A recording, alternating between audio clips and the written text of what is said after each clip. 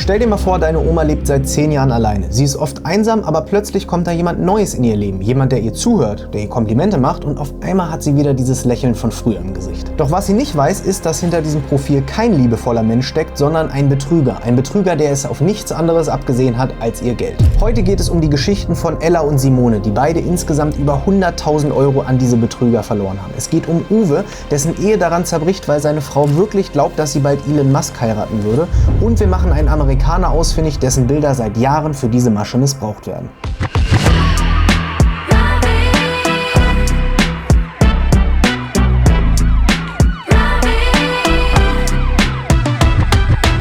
Ich weiß nicht, wie es euch geht, aber gerade zum Jahresanfang versuche ich mich immer gesünder zu ernähren. Weniger Stress, mehr Struktur und einfach besseres Essen. Aber sobald es im Alltag hektisch wird, läuft es dann doch oft wie immer. Ich esse entweder gar nichts oder irgendetwas Schnelles, was nicht wirklich gesund ist. Und genau da kommt Prep My Meal ins Spiel. Dort bekommst du Mealboxen ab 5,99 € pro Portion, die du dir einfach online zusammenstellst. Egal, ob du Muskeln aufbauen möchtest, abnehmen möchtest, dich Low Carb ernähren möchtest, vielleicht sogar vegan oder einfach besser essen, ohne ewig kochen zu müssen. Du kannst zwischen 6 und 24 Gerichte pro Box auswählen und hast dabei eine riesen Auswahl von XL-Portionen über vegane und glutenfreie Gerichte bis hin zu richtigen Fitness-Meals. Das Coole ist, du bestellst online deine Box und bekommst sie als Tiefkühllieferung express zu dir nach Hause geliefert. Das heißt, es ist alles tiefgefroren, fix und fertig und es kann direkt losgehen. Und danach geht's richtig schnell. Einfach das Gericht in der Pfanne oder in der Mikrowelle aufwärmen, das dauert keine 7 Minuten und du hast ein vollwertiges Essen mit 100% natürlichen Zutaten und richtig gutem Geschmack. Das heißt, kein Fastfood mehr, kein Junk, sondern einfach gesundes Essen, das auch gut schmeckt. Ich nutze Prep My Meal mittlerweile regelmäßig, egal ob ich einen stressigen Tag unterwegs hatte oder im Homeoffice bin, einfach weil es easy ist, es super schmeckt und auch noch vernünftige Nährwerte hat. Also wenn du auch ins neue Jahr direkt mal mit besseren Essgewohnheiten starten möchtest, aber keinen Bock hast, jeden Tag stundenlang zu kochen, dann probier mal Prep My Meal aus und denk dabei auch an meinen Code Marvin, denn damit gibt es nochmal 5% Rabatt. Also Link in der Infobox oder den QR-Code scannen und sich die Pasta schmecken lassen. So, wir sind jetzt auf dem Weg zu Ella. Sie ist 76 Jahre alt und ist genau auf so einen Betrüger reingefallen. Und man muss sich einfach mal ausmalen, dass sie über Monate und Jahre hinweg so manipuliert und mit Liebe überhäuft wurde, dass sie am Ende mehrere tausend Euro bezahlt hat. Ella, wenn du dich an damals zurückerinnerst, wie ist das Ganze zustande gekommen? Wie wurdest du kontaktiert? Ich habe den Mann an Weihnachten 2020 über WhatsApp kennengelernt. Er hat sich als Arzt ausgegeben und war super freundlich und charmant. Er hat mir Komplimente gemacht, mir zugehört, mich einfach verstanden und wir haben ab dann jeden Tag geschrieben. Er hat mir auch immer von unserer gemeinsamen Zukunft erzählt, davon, dass wir zusammen alt werden, dass er nach Deutschland kommt und ich habe ihm geglaubt. Wochenlang, monatelang haben wir hin und her geschrieben und irgendwann fühlt es sich so an, als würde ich ihn wirklich kennen. Dann kam aber das erste Mal das Thema Geld auf. Er hat mir erzählt, dass er 2 Kinder hat, die bald aufs Gymnasium gehen und dafür neue Handys bräuchten. Also habe ich ihm 1.000 Euro überwiesen. Kurz darauf meinte er aber, nee, sie bräuchten schon 2 iPhones. Und dann wurden aus 1.000 Euro direkt 2.000 Euro. Dann kamen noch neue Kleidung und Schulbedarf dazu und plötzlich waren es direkt mal 4.000 Euro. Aber ich wollte ihm glauben. Ich wollte glauben, dass das alles echt ist. Und er versprach mir, nach Deutschland zu kommen, mit mir ein Haus zu bauen, ein gemeinsames Leben zu beginnen. Und er erzählte von einer Klinik in der Türkei, die er eröffnen möchte. Schließlich ist er ja Arzt und er hat mir auch Fotos von dort geschickt. Aber er hat mir dann auch geschrieben, dass ihm seine Geldbörse und all seine Papiere gestohlen wurden. Und auch da bat er mich wieder um Hilfe. Erst habe ich gezögert, aber am Ende dann doch wieder überwiesen. Einmal sollte es dann wirklich soweit sein, er sollte nach Berlin kommen. Und er saß auch schon im Zug und ich war aufgeregt, ich war nervös, weil ich wollte ihn ja endlich mal live sehen. Aber dann hieß es plötzlich, dass er am Berliner Hauptbahnhof von mehreren Frauen abgefangen worden sei. Sie hätten ihn da zur Rede gestellt, weil er sie betrogen haben soll um 300.000 Euro. Er sei dann geflohen und mit einer Taxe bis nach Polen nach Pritzemüsche gefahren. Dann kam schon die neue Nachricht. In Pritzemüsche wurde er wohl angeschossen. Ein Bauer hätte ihn gefunden und ins Krankenhaus gebracht. Und wieder meldete sich eine neue Nummer bei mir mit Fotos aus dem Krankenhausbett. Angeblich das Krankenhaus aus Pritzemüsche und die wollten dann von mir Geld für die Behandlung.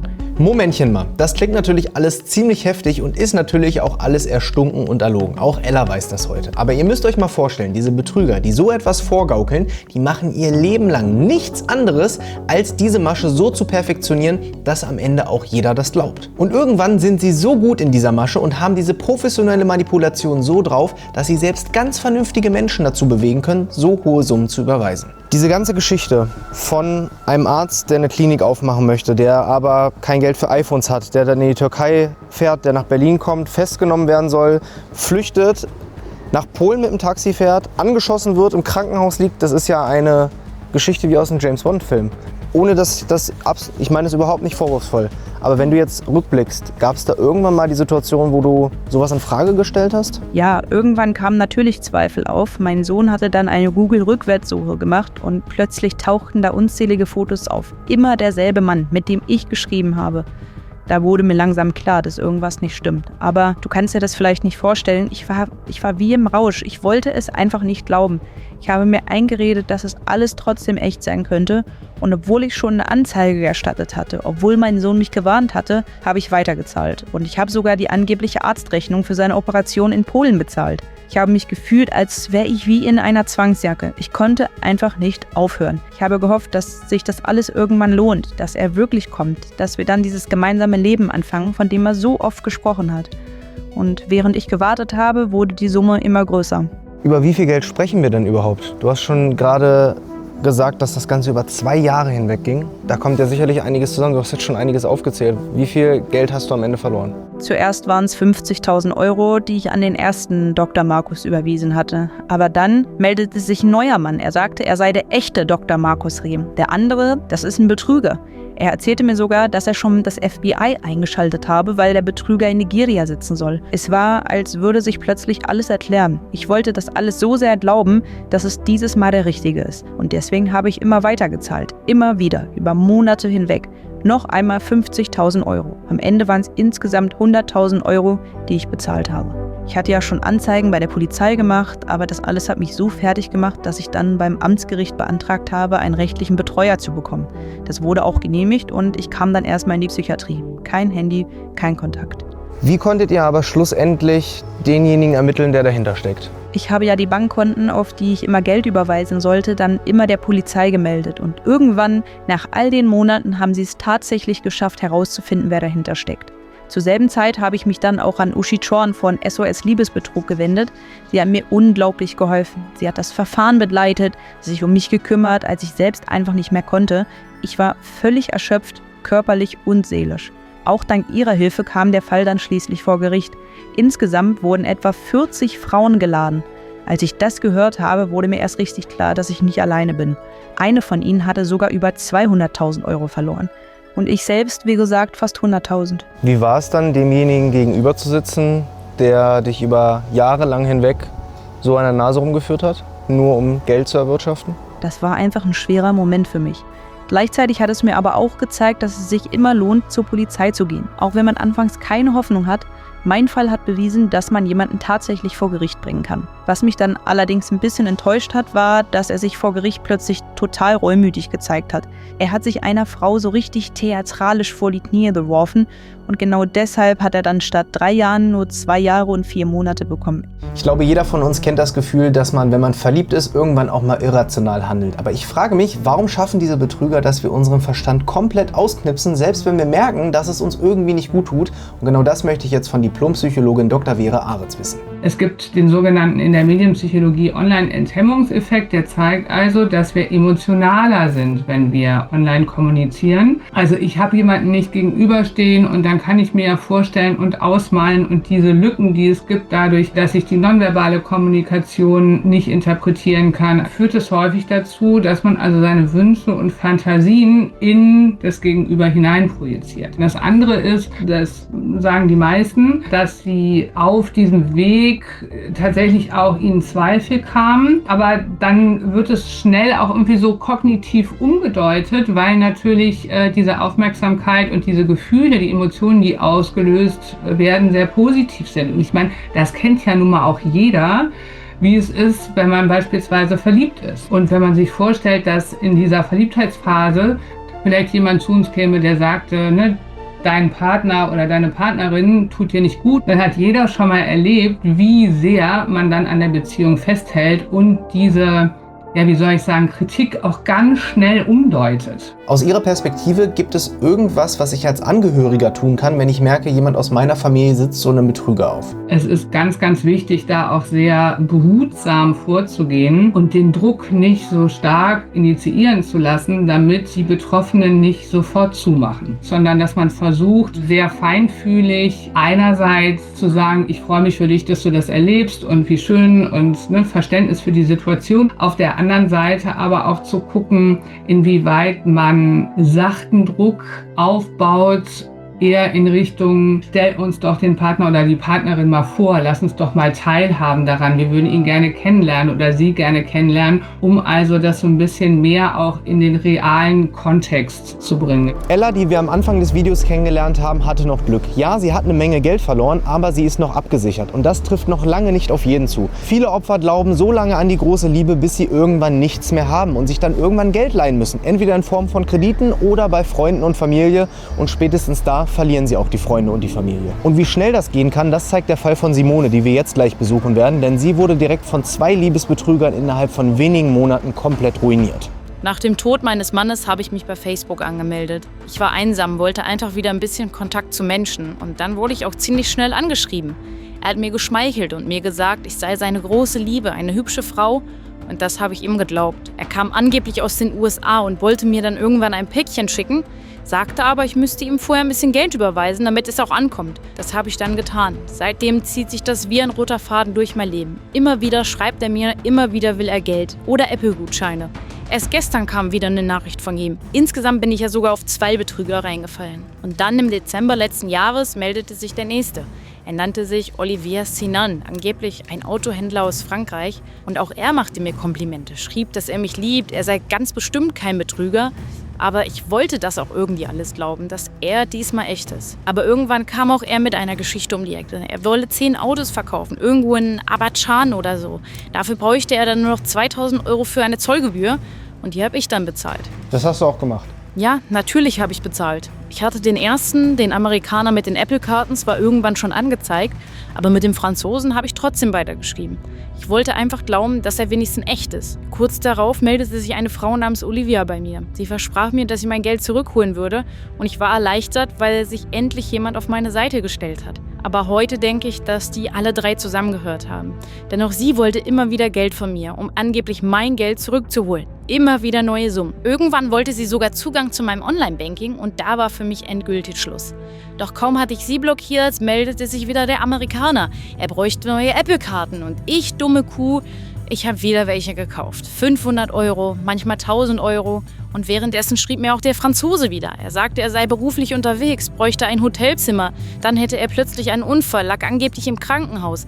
Ich habe ihm gesagt, dass ich nichts mehr zahle, weil ich insgesamt schon über 30.000 € bezahlt habe. Aber er hat mich locker gelassen. Er schrieb, ich könnte ihn doch nicht jetzt im Stich lassen. Und ich habe wieder bezahlt. Woher hast du dieses ganze Geld genommen? Du hast jetzt eben schon von 30.000 gesprochen. Am Anfang war es nur mein eigenes Geld. Dann habe ich mir was von Freunden geliehen, von meiner Familie, sogar von meinen Nachbarn. Immer mit dem Gedanken, ich bekomme das ja alles bald zurück, wenn er sein Versprechen hält und hier ist. Aber weder er kam, noch wurde das Versprechen eingehalten.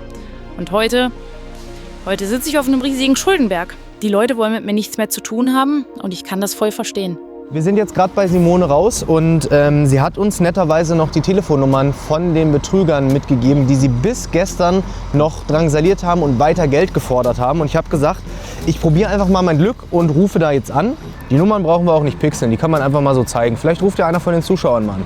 So, wir rufen jetzt zuerst mal den Amerikaner an. Der gewünschte Gesprächspartner ist vorübergehend nicht zu erreichen. Und dann rufen wir jetzt mal bei den Franzosen an.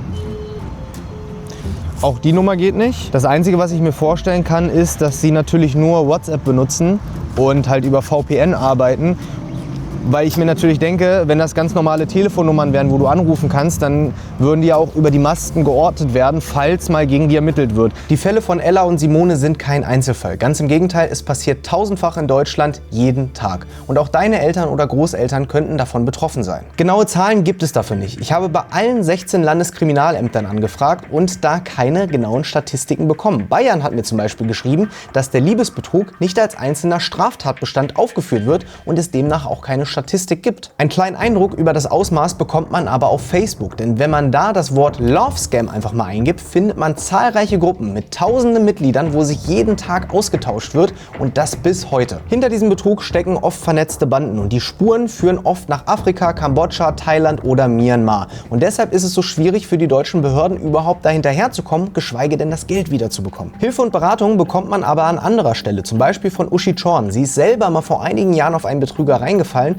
und hat es sich seitdem zur Aufgabe gemacht, Opfern und Betroffenen und Familien zu helfen. Aus deiner Erfahrung sind das einzelne Täter oder sind es oftmals größere Netzwerke?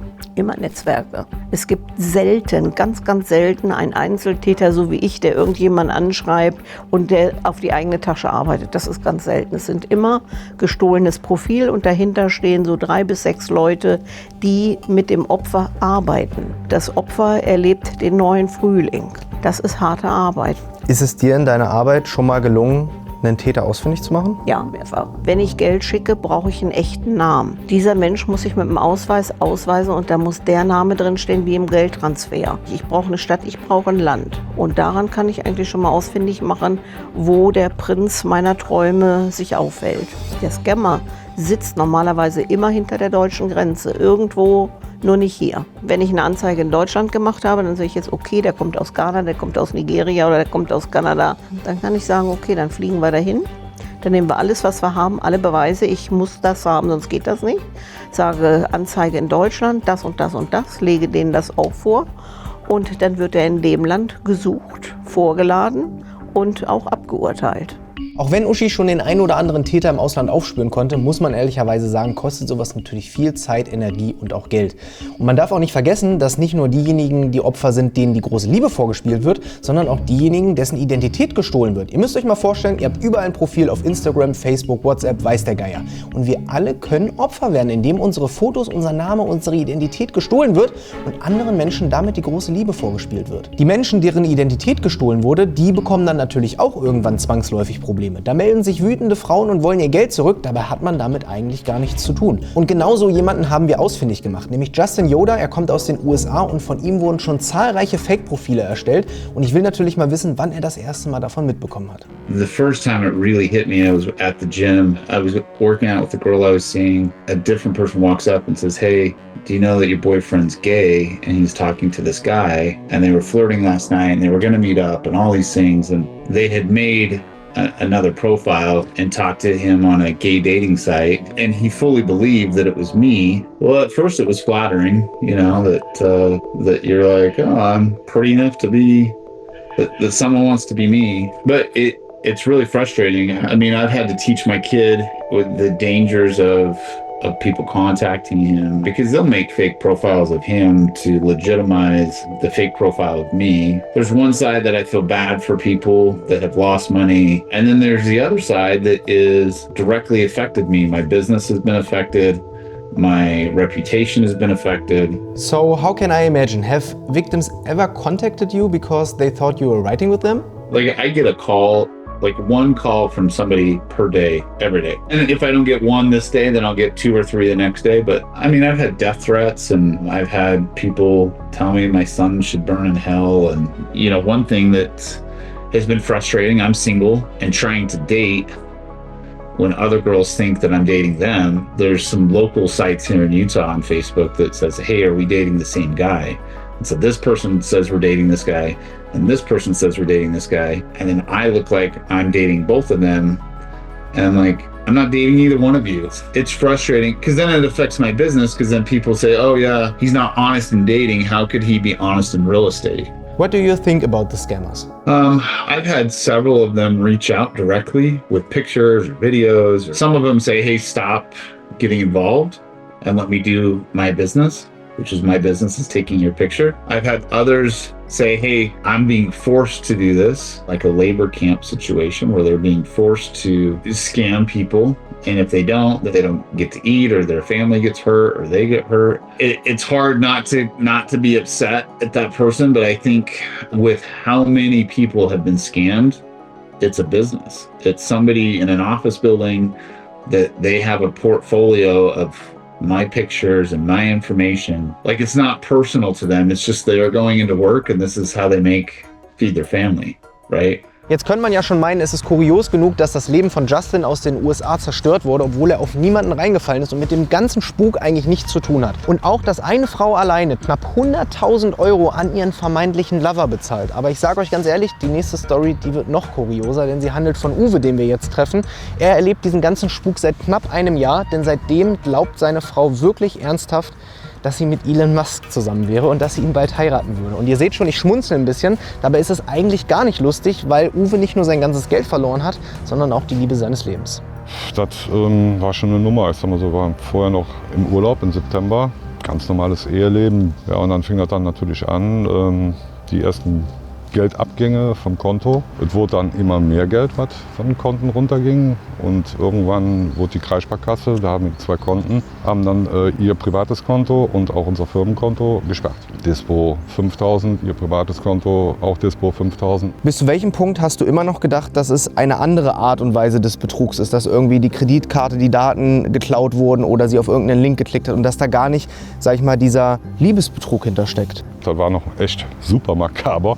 Wir sitzen noch auf der Couch. Wie gesagt, war ja auch scheiß Wetter, haben noch Musik gehört. Sie hat noch einen Wein getrunken, ich habe noch ein Bierchen getrunken, haben uns unterhalten. Und als sie dann ins Bett gegangen ist, habe ich dann dieses WhatsApp-Web ausprobiert. Ja, und dann habe ich da Schlag getroffen. Da habe ich erstmal diese ganzen Chats gesehen von Elon Musk und dem Prinzen von Dubai. Ja, und dann fällst du aus allen Wolken. Ja, und dann bist du dann nur noch dran, um das Ganze dann erstmal zu fotografieren, weil ich bin halt nicht der Internetmensch, kenne mich mit Computern echt wenig aus. Ich habe es dann alles mal mit dem Handy fotografiert, weil denkst du musst das ja irgendwie sichern. Das glaubt ja kein Mensch. Das glaubt ja keiner, wenn du irgendwo aufsteckst und sagst, deine Frau hat eine geheime Liebesbeziehung mit Elon Musk oder so. Und die Leute stecken dich ja in die Irrenanstalt. Ich habe ja offenbart, ich sage, wie gesagt, du suchst ja professionelle Hilfe, weil das ist nicht normal. Du gehst sofort zur Polizei und zeigst das an. Ich sage, über den finanziellen Schaden, da können wir drüber reden, weil ich bin der Typ Mann, ich schmeiß keinen raus. Oder wie gesagt, ich hätte sie niemals rausgeschmissen. Ich hätte mich noch mit ihr hingesetzt und hätte ihr noch aus der finanziellen Situation noch rausgeholt. Und da waren sie schon weiter am Schreiben, ich kann dich erst heiraten, wenn du geschieden bist und. Ja, und an dem Abend habe ich dann auch für mich dann die Prämisse gezogen, habe ihr gesagt, so, Autoschlüssel auf den Tisch, Haustürschlüssel auf den Tisch, meine Geldkarte bitte auf den Tisch packen und Wohnung verlassen. Kannst du dir irgendwie erklären, warum deine Frau auf diesen Betrug reingefallen ist? Ich meine, ihr kennt euch nicht seit gestern. Meine Erklärung ist ganz einfach, ich sag's mal einfach, es ist materielle, finanzielle. Der reichste Mann der Welt, 400 Milliarden Euro schwer. Da führst du natürlich ein Leben im Luxus. Der Prinz von Dubai, der sie eingeladen hat, sie zu Ehelichen in Dubai. Ist ja klar, das sind Jungs, die Schotter an den Füßen haben. Ne? Ist an für sich nicht nachzuvollziehen. Ich sag mal so, wenn ein Chirurg wäre, ein Ingenieur oder ein Typ aus dem Leben, ist eine andere Nummer. Da kannst du sagen, okay, das glaube ich dir, steht dahinter. Vielleicht ist der Typ besser, schöner, attraktiver oder hat schönere Worte für dich. Aber das ist für mich nicht nachvollziehbar, weil ich bin ein rational denkender Mensch. Wenn du jetzt heutzutage zurückblickst, wie würdest du diese ganze Zeit, seitdem du das erfahren hast, beschreiben? Also wie reagieren die Leute? Wie gehst du damit um? Über was für Zahlen sprechen wir? Wie viel Geld wurde am Ende Betrügern überwiesen? Das hat schon an mir gezehrt, muss ich offen und ehrlich sagen. Ja, wenn man dann im Nachgang das Rechnen anfängt mit spitzen Bleistift, wie gesagt, Konten von der Kreissparkasse habe ich kein Einsehen, weil die alle aufgekündigt worden sind. Reden wir da über einen finanziellen Schaden. Also ich denke mal schon, dass wir da weit über die 50.000 gehen. Am Ende der Geschichte sitze ich jetzt hier und merke, ich habe mit Leuten gesprochen, die über 100.000 Euro verloren haben an einzelne Liebesbetrüger. Das Problem ist nur, und ihr werdet es euch schon denken können, die sind natürlich nicht habhaft zu machen, weil die oft im Ausland sitzen und wenn man sie mal erwischt, dann ist das Geld meist schon weitergeschickt. Also bleibt es weiterhin das Wichtigste, nicht auf diese Masche hereinzufallen und die Alarmsignale so früh wie möglich zu erkennen. Wenn euch jemand auf Social Media schreibt, den ihr noch nie im Real Life gesehen habt, auch wenn der ein Jahr lang mit euch schreibt, überlegt euch 2-3 Mal, ob ihr dem Geld sendet, weil ihr wisst nicht, wer dahinter steckt und das gilt natürlich vor allem auch für die Älteren, eure Eltern, eure Großeltern. Zeigt ihnen gerne dieses Video, damit sie verstehen, welche Gefahren im Internet lauern. Wenn euch das Video gefallen hat, dann zeigt es gerne mit einem kostenlosen Abo für meinen Kanal, das würde mich sehr supporten und schreibt auch eure Meinung zu diesem Betrug gerne mal in die Kommentare, würde mich sehr interessieren und dann sehen wir uns schon bald wieder. Bis dahin macht's gut. Tschüss!